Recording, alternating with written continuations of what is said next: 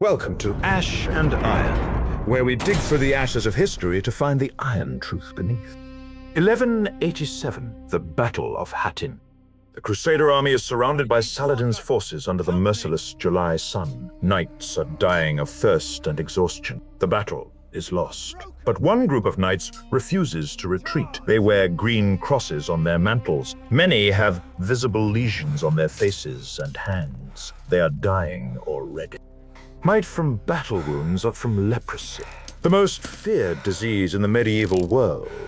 These are the Knights of Saint Lazarus. Warriors with a terminal illness who decided that if they are going to die, they might as well die fighting. This is the Order of Saint Lazarus. The leper knights who terrified enemies not through skill, but through the knowledge that they had nothing left to lose. Warriors who charged into battle already dying, who turned their disease into a weapon, who proved that even the damned could serve God.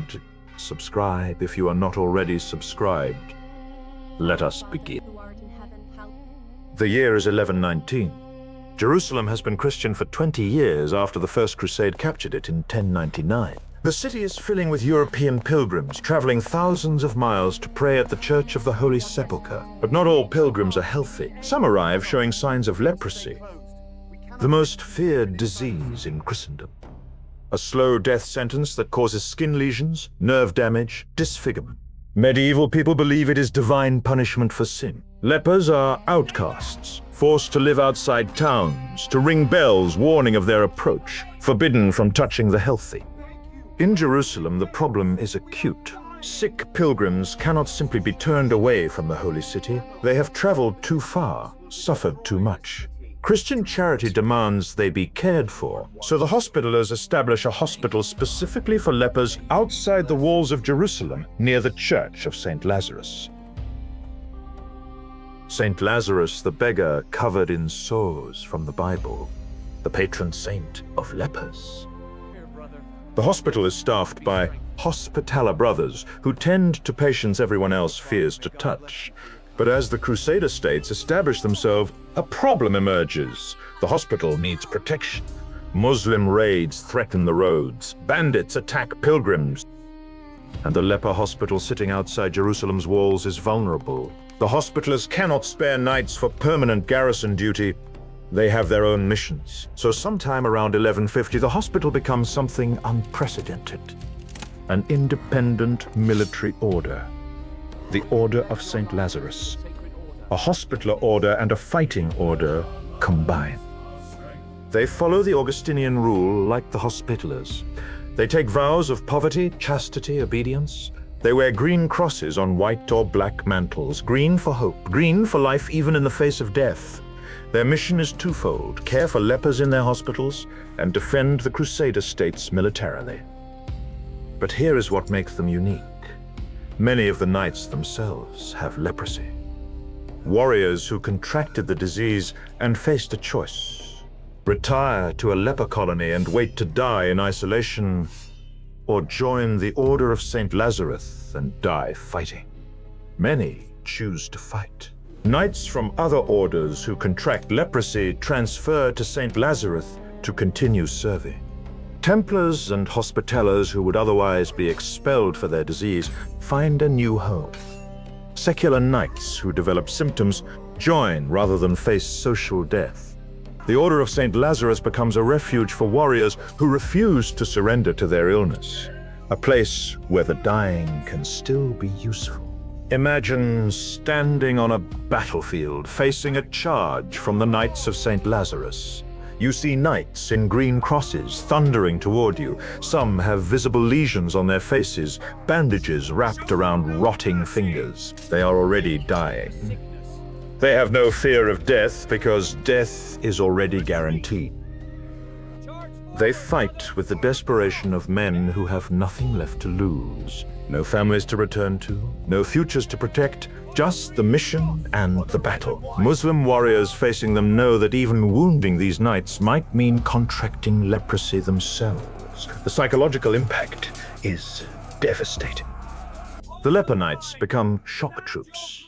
Not because they are the best trained or best equipped, but because their mere presence on the battlefield creates terror. They are the walking dead who refuse to lie down.